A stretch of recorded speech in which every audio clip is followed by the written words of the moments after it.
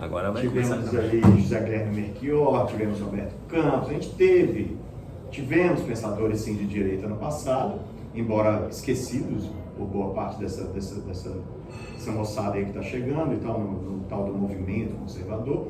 Mas eu queria te perguntar o seguinte, o que acontece? Me permite, na verdade eles não são esquecidos, eles são sufocados pela espiral do silêncio. Perfeito. Eles são sufocados pela espiral do silêncio porque tudo aquilo que ameaça, simplesmente ameaça os interesses do globalismo, né? Esse que a gente costuma chamar de globalismo, essa também chamada nova ordem mundial, que é esse movimento de pessoas absurdamente ricas, influentes, que são simplesmente viciadas na sensação de poder que experimentam quando controlam tudo que ameaça os interesses dessa gente de manter isso, eles sufocam de uma forma sistemática, desumana, né? Eles controlam mídia, eles controlam editoras, eles controlam as grandes empresas, eles controlam as verbas, eles controlam os políticos porque eles elegem, toda aquela burocracia que existe em torno da eleição justamente para impedir que surjam. Eles têm pessoas infiltradas no meio do que seria um movimento conservador para fingirem que são da nossa turma, são alavancados, inclusive eles terminam se sobressaindo não raro, tá? E para quê? Para nos atrapalhar, que é assim que eles controlam, né? E a coisa está muito séria, tudo que está acontecendo nos dias atuais, eu acredito que daqui uns 10 anos para diante vão se referir a esse ano de 2020 como o ano que não existiu realmente, né? E tudo porque eles perceberam que apesar de tudo isso que eles fazem de sufocar o pensamento que desmascara as mentiras e os engodos do globalismo, tá? Desmascara as ilusões que alguns chamam de matrix ou holograma psicopata, tá? Todas essas, apesar de tudo que eles fizeram durante todo esse tempo e de todo o poder que eles exercem, a verdade aflora. Ela é teimosa como a água, rio abaixo, fogo, montanha acima, né? A verdade aparece. E eu dizia lá atrás... É filha do tempo, né? É filha do tempo. E eu dizia lá atrás que as pessoas nos chamavam de louco quando nós começamos eu fazia muito ativismo social, eu presidi Rotary, fundei o Rotary Moinhos de Vento, participei em inúmeras atividades assistenciais. Eu me dei conta que eu estava enxugando gelo, porque enquanto eu estava atendendo pessoas que tinham carências, existia todo um mecanismo de manutenção dessa carência, porque nós, humanidade, já atingimos no início do século a tecnologia capaz e suficiente para proporcionar a toda a população do planeta uma qualidade de vida superior a que nós, vamos dizer assim, uma classe média alta, dispomos.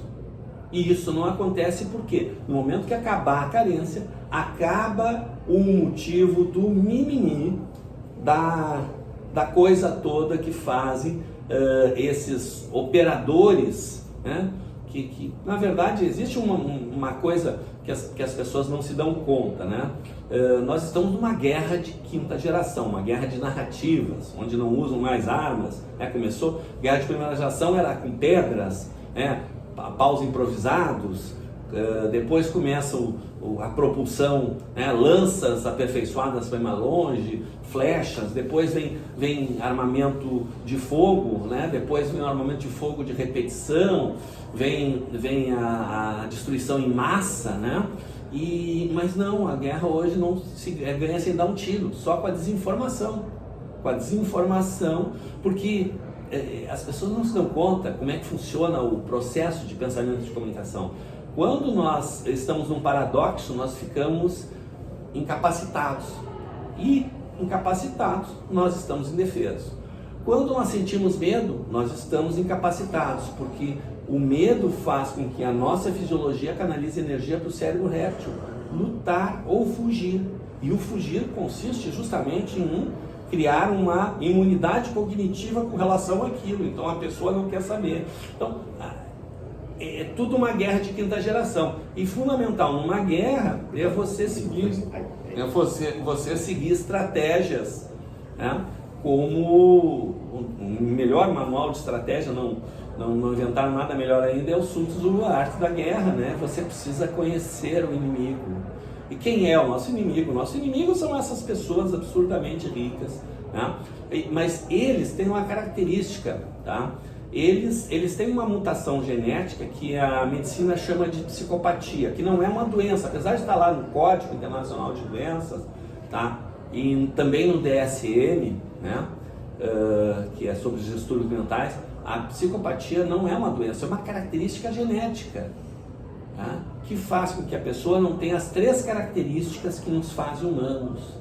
Quais são essas 3 características que nos diferenciam como espécie, nos caracterizam e que nos trouxeram até aqui, que é a base do conservadorismo são essas características. Nós temos um mecanismo quase que praticamente automático, inconsciente, que a gente não se dá conta, embora ele seja feito no cérebro moderno, no chamado neocórtex, que é o juízo de valor. O juízo de valor é aquela análise que faz com que tudo que tu faz, e faz no sentido lato geral, que inclui até pensar, tudo que tu pensa, tá? Tudo que tu pensa passa por esse juízo de valor. Então isso cria um certo delay, um certo atraso, e o psicopata, como ele não faz juízo de valor, ele parece mais inteligente porque ele, aspas, pensa mais rápido. Não, ele não está fazendo esse firewall, esse antivírus no pensamento. Então ele pensa mais rápido. É claro que aí é aquele coisa, é um perigo o psicopata, porque se ele tem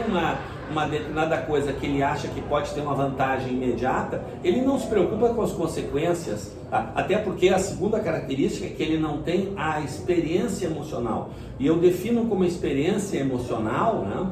Eu comecei, um parênteses, eu comecei com eletrônica, terminei depois de várias coisas, comecei uma formação formal com eletrônica. Na verdade, a primeira coisa que eu estudei na vida foi a medicina oriental. Quando eu tinha 14 anos, eu praticava artes marciais e comecei a me interessar praticava e pratico, né? Artes marciais, e comecei a me interessar pela medicina oriental, que é uma coisa que depois eu fui ver que é uma coisa bastante comum.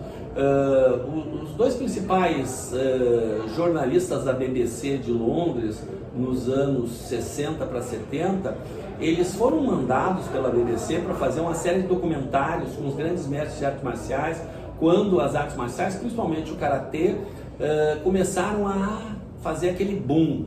Quando o recentemente falecido sensei Luiz Watanabe voltou de Paris, quando havia conquistado o campeonato mundial, ele disse uma frase que era totalmente verdadeira. 2 coisas vendiam no mundo naquele momento sem propaganda nenhuma: Coca-Cola e karatê. Karatê, você botava uma placa, tinha fila para se matricular. E porque os americanos haviam ficado admirados quando viram a eficácia daquilo, ao tentar aprender, depois do fim da guerra, aprender pessoas que nem sabiam que a guerra tinha acabado, e eles proibiram todo tipo de arte marcial, todo tipo de atividade militar no Japão, menos o karatê, que eles incentivavam. Pois bem, e quando eles fazem esse livro, eles visitaram mestres em várias partes do mundo, começaram pelo Brasil, com o saudoso sensei lá de Santos. Eles escrevem um livro também, além dos documentários que são muito bons, eles escrevem um livro. O nome do livro é O Caminho do Guerreiro, Paradoxo das Artes Marciais. Por quê? Porque eles chegavam num lugar esperando encontrar um super poderoso e encontravam normalmente chegavam lá, o cara estava tratando alguém, porque ele era o curador dentro da medicina oriental. Pois bem, mas eu depois, no direito, em função de eu perceber que o direito não estava funcionando e desconfiar que havia no direito alguma coisa errada, que não era a lei, nós tínhamos uma lei muito moderna no Brasil, os europeus vinham copiá-la lá na segunda metade dos anos 90, eu participei disso ativamente, e eu desconfiei que a questão da linguagem, que é a ferramenta do direito, é a linguagem, tá? É o nosso instrumento de trabalho. E eu desconfiei que tinha alguma coisa a ver. Eu retomei estudos que eu havia feito durante o curso de mestrado na URGS, principalmente a obra maravilhosa do professor Luiz Fernando Coelho, que é a Teoria Crítica do Direito, em que ele faz uma releitura de Kelsen, Reale e Capella, o direito como valor, como norma e como linguagem. E eu fiz um resumo da livre docência dele de 500 páginas, e ele diz, não só diz como escreve, mandou uma carta dizendo que o meu resumo era melhor que o livro dele. Não sei, eu sou suspeito para falar. E eu comecei a desenvolver uma teoria transdisciplinar, não mais uma teoria geral dos processos, mas uma teoria transdisciplinar onde eu percebia o direito como um aplicativo rodando numa plataforma, num sistema operacional, que era o processo de pensamento e comunicação. E a partir daí eu busquei conhecer melhor esse fenômeno. Eu cheguei a fazer vestibular na URGS, apesar de eu ser professor da URGS na época, já fazia uns 15 para 20 anos, eu tive que fazer vestibular, não me deram reingresso na psicologia, né? Desisti do curso, porque a aula era de tarde, era impossível de acompanhar, em função dos compromissos, mas aí eu fiz uma formação de longa duração em neurolinguística, né? 3 anos, e também em antropologia, né? Onde eu defendi uma tese em Salamanca, né? Sobre os 4 planos da atuação humana. Nós, seres humanos, nós atuamos em 4 planos ou na interseção desses planos, que é uma das espinhas dorsais dessa teoria transdisciplinar. Fechando isso, só para entender da onde que eu tiro esse conhecimento, que isso é fruto de 30 anos de ensino e pesquisa, de forma transdisciplinar, e o psicopata, esse mutante, ele não tem a característica da experiência emocional. E aí, como ele não tem experiência emocional, ele não tem remorso pelo que ele faz. E aí isso, junto com a falta de juízo de valor, torna ele um perigo nas decisões dele. Mas ele finge ter emoções, porque ele vê que nós, humanos, somos eu uso a expressão reféns das emoções, porque as emoções nos dominam. Tudo que a gente faz é baseado nas emoções, né? E eles usam as emoções para nos manipular, né? Simulam, né? Eles simulam as emoções. Ele mata a pessoa, vai no velório, ele chora, né? Ele chora e ainda diz, temos que descobrir esse assassino, e se possível ele já começa a botar a culpa em alguém que ele quer explodir. Eles são especialistas nisso, porque enquanto eu e os meninos, né, de azul jogávamos futebol, aprendíamos a jogar futebol, etc., as meninas de rosa brincavam de casinha, de boneca, eles aprendiam a manipular desde pequenos. Quando chega lá pela adolescência, eles já têm um pós-graduação, né? Quando chega a idade adulta, eles têm um pós-doutorado em manipulação. Eles são especialistas nisso. E eles têm uma facilidade de fazer isso, por quê? Porque como eles não têm experiência emocional, eles não são como nós, reféns das emoções, que temos, não vou dizer o piti, que é o anticlímax da emoção, mas nós temos arroubos emocionais. Então a gente tem reações que as pessoas não gostam, a gente interrompe as pessoas, a gente fala coisas.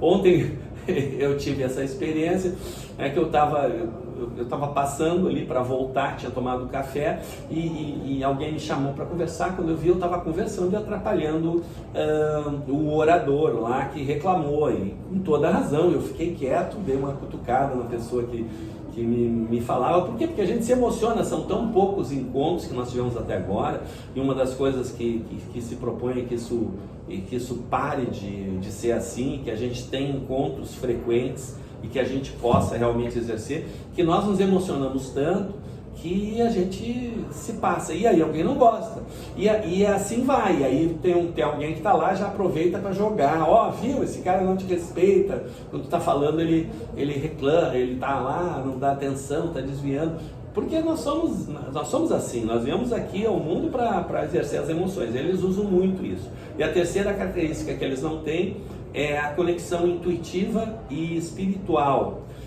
que é feita através de um conjunto Na verdade são duas glândulas, pituitária e hipófise pineal, que ficam no encontro dessas duas linhas aqui. Ela é pequenininha, menor, tamanho de uma ervilha, um pouco menor até que, depende da ervilha, né? Tem ervilhas de vários tamanhos, mas enfim, uma ervilha é uma boa base, e essa glândula nos conecta com o mundo não sensorial, né? E aquela coisa que você tem uma intuição, que você tem uma ideia. Aliás, eu costumo dizer na análise do processo de desenvolvimento do conhecimento, que a intuição está por trás, porque ela guia o nosso pensamento, né? E um bom exemplo é a área da química. É possível uma quantidade, não vou dizer infinita é um número muito grande, mas é uma quantidade enorme, absurda de reações químicas. Como é que a pessoa logo descobre a reação química que precisa? Porque a intuição guia ela, né? Às vezes descobre na primeira vez. A intuição é essa conexão que nós temos e que está se acentuando, né? Uma das coisas que tem se notado, que não só como tem aumentado esse processo de conscientização, porque lá atrás, quando nós começamos, nós éramos tantos que lotávamos uma Kombi, né? E hoje em dia, por quê? Porque cada pessoa que se conscientiza, ela passa por um período de catarse, que vai acomodando as ideias, ela vai aceitando e se perdoando pelas bobagens que ela se dá conta que fez, né? Erraram um ano este, tá? E vai aumentando, isso vai criando uma vibração positiva, tá? Uma vibração positiva, e isso está fazendo com que haja uma evolução. As crianças estão nascendo com capacidades intelectuais e inteligência emocional inacreditáveis. Os animais estão mostrando sinais de evolução. Os animais, mesmo os animais selvagens, tá? Que estão soltos, tá? Não só os que interagem mais, mas os soltos, tá? Demonstrando sinais de evolução, de comunicação, uma série de coisas aí. É só pesquisar que você encontra. Então está havendo uma evolução muito grande.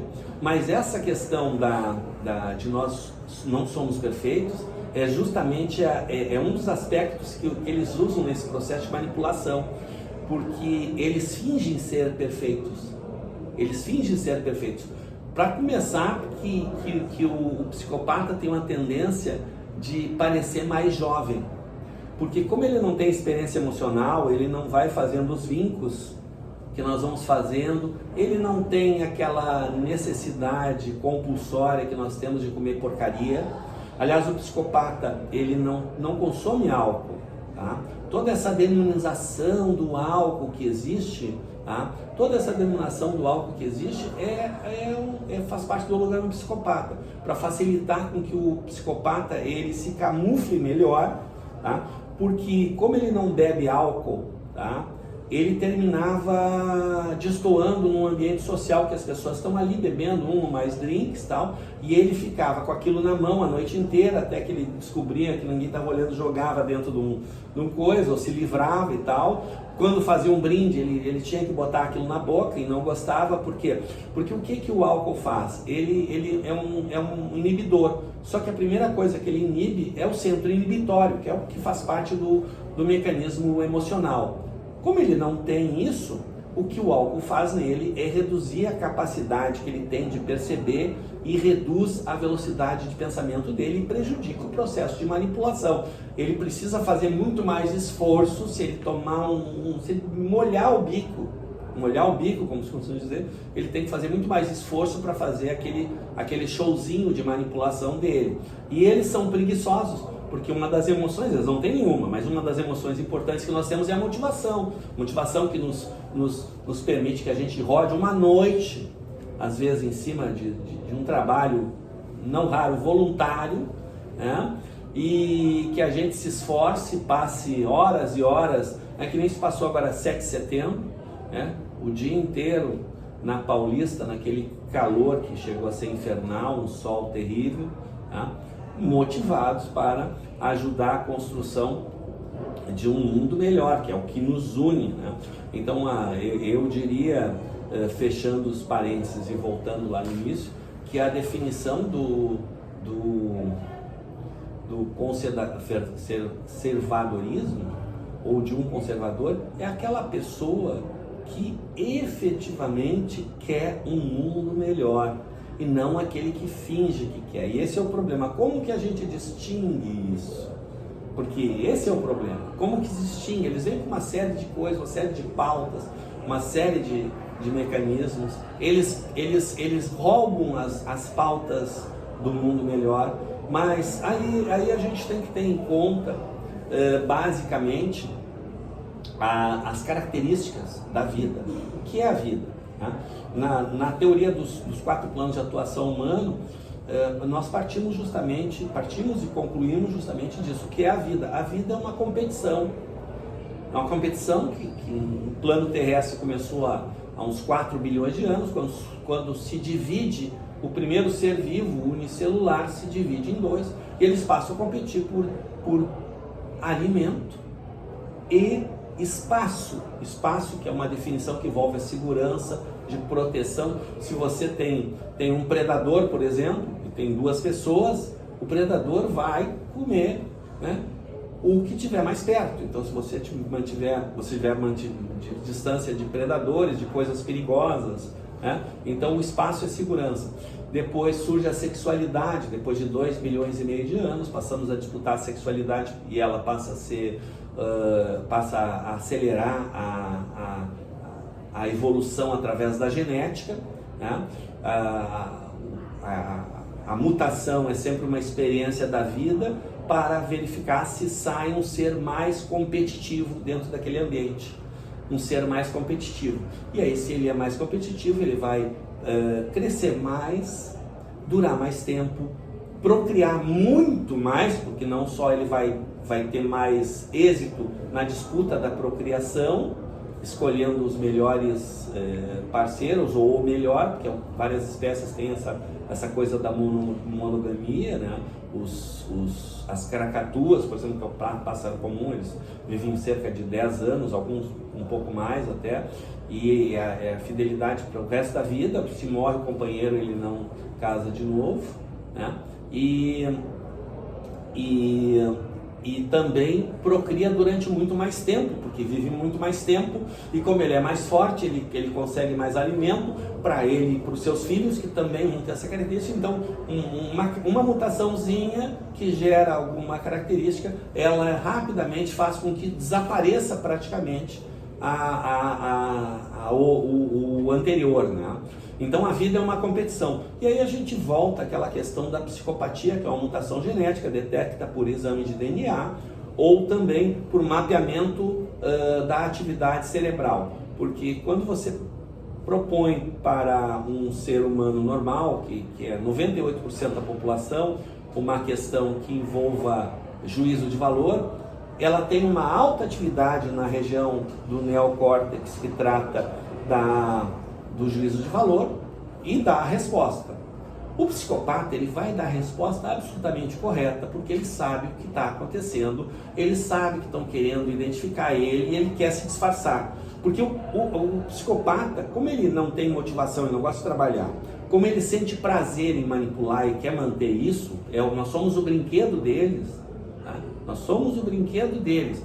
Volta lá, quando eu não falei aquilo à toa. Nós aprendemos a brincar de jogar futebol, e as meninas a brincar de casinha, e depois, na idade adulta, a gente faz outras coisas. Claro que estão linkadas lá. Tem gente que joga futebol a vida inteira, e tem meninos que jogam futebol a vida inteira. Não que futebol seja coisa de menino. O futebol, quando ele renasce nos Estados Unidos, ele cresce o futebol feminino também, porque não havia uma cultura, eles já tinham matado. O futebol existiu nos Estados Unidos até quando houve a quebra da Bolsa em 29, foi impressionante. Os cartolas, que é o nome que se dá aos dirigentes do futebol americano, do beisebol, do hóquei no gelo, nas regiões frias, do basquete e do boxe, eles se reuniram e tomaram uma decisão. o futebol estava crescendo muito, chegou a ter 200 equipes na Série A nos Estados Unidos, 200 equipes, tá, em 1929. E está crescendo muito, esses caras vão ocupar o espaço, vão sufocar, porque é um esporte muito fácil de entender, tá? E ele tem uma dinâmica que se presta bem ao televisionamento, tá? E transmissão por rádio também, ao público assistir, porque tu consegue assistir de longe e ver os detalhes, porque a bola é grande. Agora imagina beisebol, que a bola é menor e aí o cara dá uma atacada, o cara não enxerga a bola, não vê o que está acontecendo, né? Então é mais fácil de acompanhar. Não tinha o 4K na época. Sim, não tinha. E o futebol, então eles criaram uma crença de que como o futebol era um esporte, aspas, alienígena, estrangeiro, que vinha da Inglaterra, e eles tinham um certo bairrismo, porque houve uma guerra contra os ingleses, uma guerra sangrenta, morreu muita gente.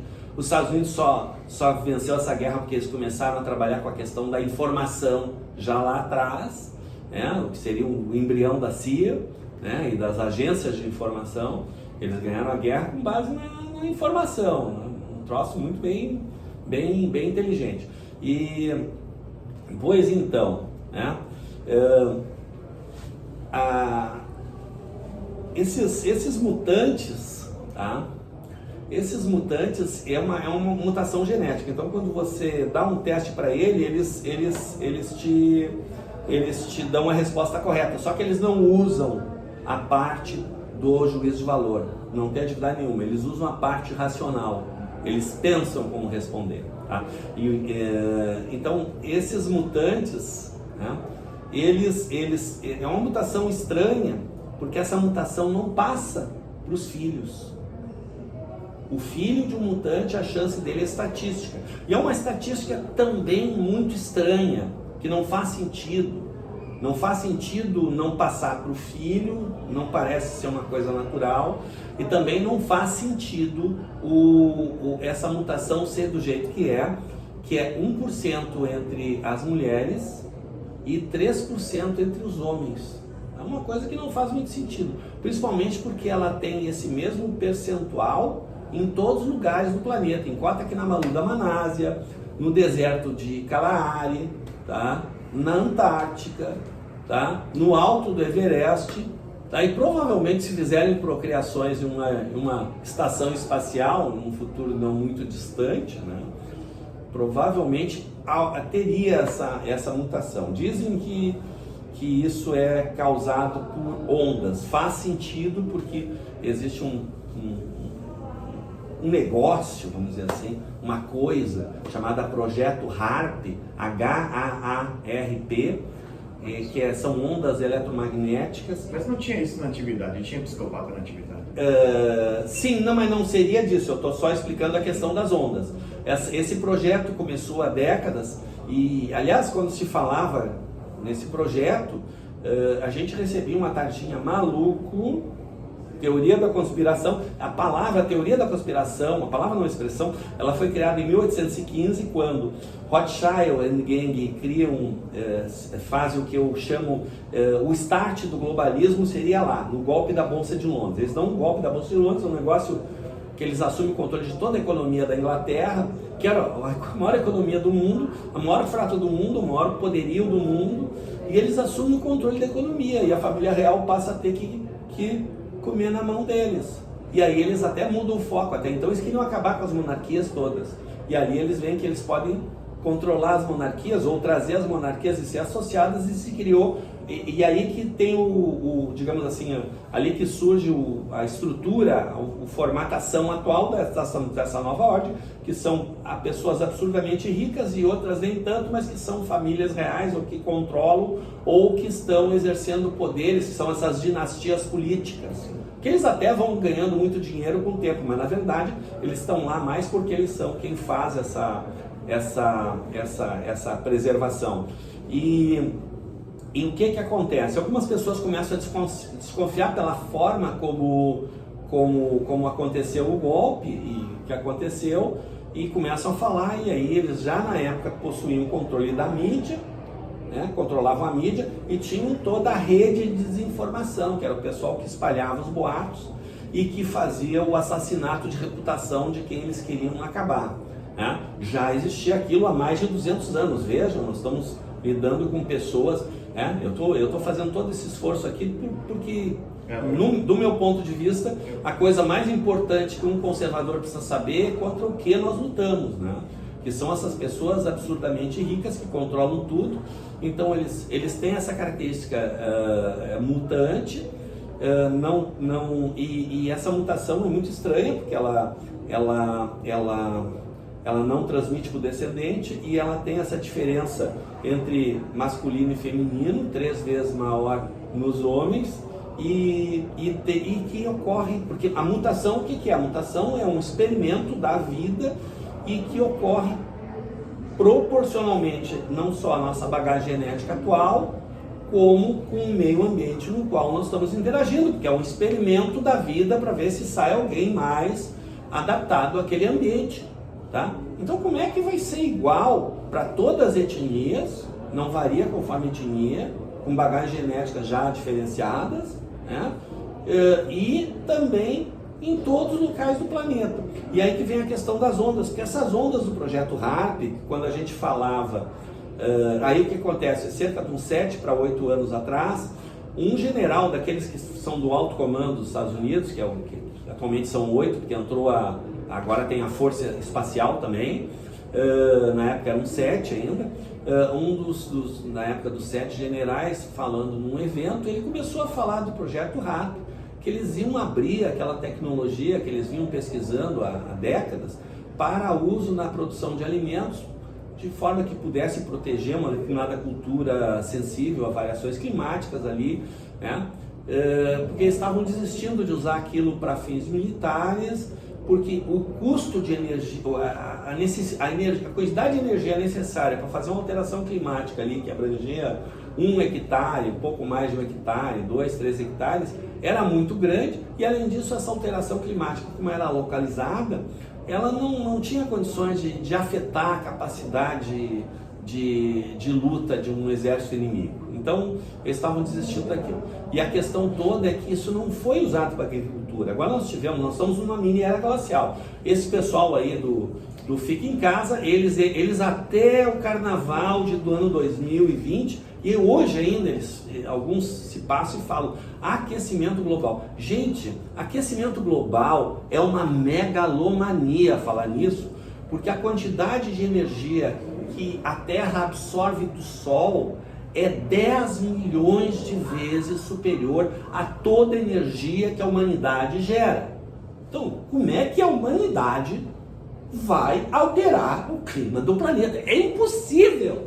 Ela precisaria produzir 1 milhão mais de energia para poder começar a fazer cócega no clima do planeta. Professor, claro, desculpa. Porque realmente eu estou com uma limitação aqui da meu cartão. Se o senhor pudesse só concluir o raciocínio, porque o senhor falou, né? A mutação. Então essa mutação, dizem que ela é causada por ondas, por isso que ela seria igual em todo o planeta, tá? E que por ser por ondas, acontece quando a união do gameta feminino e masculino, aliás, desculpa, o gameta da mãe e do pai, e quando gera um ser masculino, como o masculino tem menos afinidade com o campo energético da mãe, ele está mais suscetível, por isso que a mutação seria 3 vezes maior, tá? Então, e que essa mutação, na verdade, isso não teria causas terrestres, tá? Por isso que existiria, desde que começou a civilização, seria uma vendetta, uma vingança de uma civilização, ou de mais de uma, enfim, de civilizações que teriam características similares ao psicopata, que não tem juízo de valor, porque o que acontece? Há 160 milhões de anos cai um meteoro, e esse meteoro ele extingue os répteis, digamos assim, os dinossauros que estavam desenvolvendo inteligência. Tem muitos trabalhos a respeito, tem filmes que abordam a questão da inteligência dos velociraptors. Então imagina que nível de inteligência, que nível de desenvolvimento teriam atingido começando há 160 milhões de anos atrás. E que esse meteoro, então, teria acabado com isso, e que eles entendem que esse meteoro não caiu, ele foi derrubado. O que faz sentido porque o nosso sistema solar, ele tem um astro enorme chamado Júpiter. Ele tem 86% da massa do Sol. O Júpiter não gira em torno do Sol, ele gira em torno do eixo em comum, tá? Então, com esses dois astros, a possibilidade de cair um meteoro grande na Terra é alguma coisa que tende ao infinito do impossível, atende ao impossível. É possível ter acontecido, mas tende a zero. Tende a zero, praticamente zero, tá? Então não caiu, ele foi derrubado por irmãos ultradimensionais que queriam evitar que desenvolvesse aqui uma civilização reptiliana. Então, como vendetta, eles usaram essa tecnologia, né? É uma explicação que parece fazer sentido. Então, isso que está acontecendo, concluindo, né, digamos assim, o conservadorismo praticamente uma guerra religiosa dos filhos de Deus, que tem essa concepção espiritual, né, contra esse domínio, porque eles dominaram desde o começo da civilização, eles aprenderam a dominar a nós, não só em nível individual, como coletivo, como a própria sociedade, né? E um detalhe, a democracia nossa é baseada na democracia greco-romana, mas nós temos uma forma de viver completamente diferente, né? Basta ver obras como do Fustel de Coulanges, a Cidade Antiga, né, que descreve, e outras mais, né? Então, o conservadorismo seria, na verdade, aquela atitude de buscar aquilo que vai proporcionar o desenvolvimento humano, tá? E tendo em mente que toda a doutrina do socialismo, que na verdade foi criada, a palavra comunismo nasceu de uma reunião de banqueiros. Eles viram a desgraça, eu não vou falar aquela palavra com M, pontinhos, que começa, que foi a Revolução Francesa, a maior farsa a Revolução Francesa, tá? A maior farsa a Revolução Francesa, porque a liberdade, igualdade, fraternidade, o negócio era uma carnificina sem tamanho, e incontrolável. A divisão esquerda e direita era uma coisa artificial e que eles tentaram usar aquilo para controlar e que também não deu certo. Então eles chegaram à conclusão que eles precisavam de uma doutrina que tivesse pontos em comum com as principais formas de pensar para facilitar a sua aceitação e para reduzir a possibilidade de rejeição. Então, pontos em comum, comunismo. Né? Então, toda essa doutrina ela é uma ficção que parte do pressuposto, né, de que nós podemos pegar um pedaço de esterco pelo lado limpo, né, e de que as coisas podem ser ótimas. Não existe, né? A vida é uma competição, e competição sempre vai ter os que perderam. A vida é uma competição, e sem competição não há progresso nem produção de bens e de alimentos, né? A questão toda nós podemos ter uma competição sadia em que mesmo aqueles que ficam em segundo, terceiro, etc., tenham acesso a bens, porque a tecnologia nos permite. Só que eles não deixam isso acontecer. Tudo isso que está acontecendo é que eles ficaram desesperados, que perceberam que estavam perdendo. O Chico Xavier fala disso em 1971 no programa Pinga Fogo. A nova era de prosperidade que viria para a humanidade, através da conscientização e do desenvolvimento tecnológico, é claro, né? E eles querendo deter isso, eles criaram primeiro ondas de terror. Não funcionou. Nós temos um sistema de inteligência muito bem montado no Brasil e que impediu que o terrorismo avançasse. Primeiro, evitou que a tragédia, aquela de Brumadinho, fosse muito maior, como deveria ser, proporcionalmente ao volume de toxinas que havia, do que de Mariana. Houve uma ação eficaz, detendo os efeitos, né? Que aquilo poderia acabar com grande parte do centro da região sudeste do Brasil, que é a região mais rica, mais populosa, enfim. Aquilo ia causar efeitos devastadores, imagina, não ia ter água potável.